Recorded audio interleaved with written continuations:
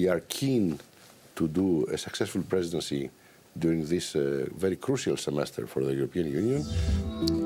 Greece has now taken over the presidency of the European Union. And I'm here with Dimitris Kouroukoullas, who's the Deputy Foreign Minister of Greece and who's been closely involved in the preparations of the presidency. Minister, it's difficult for any small country to take over the presidency. It's difficult for a country that has problems to take over the presidency. You're a small country with some fairly big problems at the moment. Can the EU look forward to 6 months of rather difficult living? It is a challenge for any country to assume the presidency of the Council, especially during this transitional period for Europe. We are keen to do a successful presidency during this very crucial semester for the European Union, and I believe that we have all the expertise and all the will, and we are in close cooperation and coordination with all the European institutions, the European Commission, the European Parliament, who has to play a very important role, and we are trying to do everything so that quickly we can have adopted some very important pieces of legislation, given also the fact that our presidency has the particularity of coinciding with the European elections in May. Among this vast range of legislation that there is a hope of getting through before the Parliament dissolves, what are the priorities that you're going to be aiming for there? One of our first priorities would be growth, employment and cohesion. A second group of priorities concerns the completion of the architectural framework of the Economic and Monetary Union, banking union included. A third priority goes around migration and mobility. I think this is a very important issue for all our citizens, not only to the south, but also in countries in the north. And as a traditional maritime country, we believe that there is a need to have a more comprehensive maritime policy, which includes different sectors like security, like energy. The sea is very important for growth also in Europe.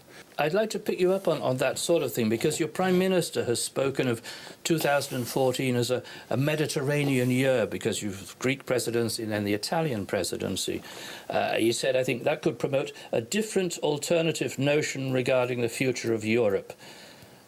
What sort of alternative? What has happened in the last years of a very deep crisis, where urgent measures and very brave decisions had to be taken, and sometimes they have been taken at the very edge of the institutional framework, sometimes outside the classical, traditional institutional framework of the treaties. Perhaps I can ask you just to give 2 examples of what you're talking about there. I mean, a lot of decisions, very important decisions that are taken in the Eurozone do not go through the democratic scrutiny of the European Parliament. Okay. This was perhaps inevitable, it was necessary, but I think now the time has come to try to bring things to normality. Would you like to give me a quick overview of the concrete things that you think you'd like to advance in terms of immigration, for instance? For us, the priority should be given to our action in the countries of origin, be it through positive assistance, positive measures to cope with the problem, but also we have to better protect our borders.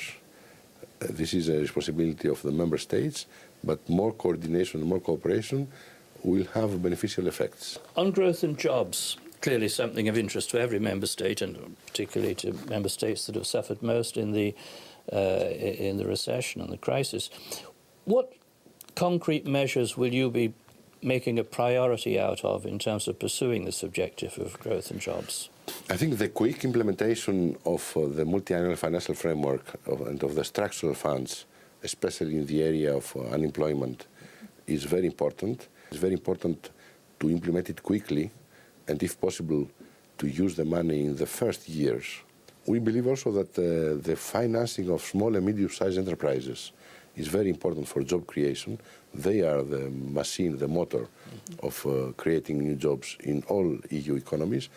And in this respect, the involvement of the European Investment Bank to match their funds with the funds of the structural funds will be of capital importance to increase liquidity, to increase the liquidity that's available for SMEs. Eurozone integration, how do you see the calendar for that working out over your presidency? I think a lot of progress has been achieved during the Lithuanian presidency, and we look forward now to push through the European Parliament some very important pieces of legislation concerning the banking union, and of course all the issues related to improved economic governance of the Eurozone. And then you have the very important issue of the European semester that will come during our presidency.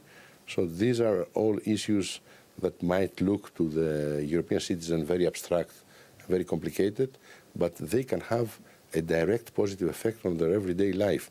Maybe we can make a date to come back in 6 months' time to review how far all this has gone. For the moment, Minister, thank you very much. This is Peter O'Donnell for Views in Brussels. Thank you for watching.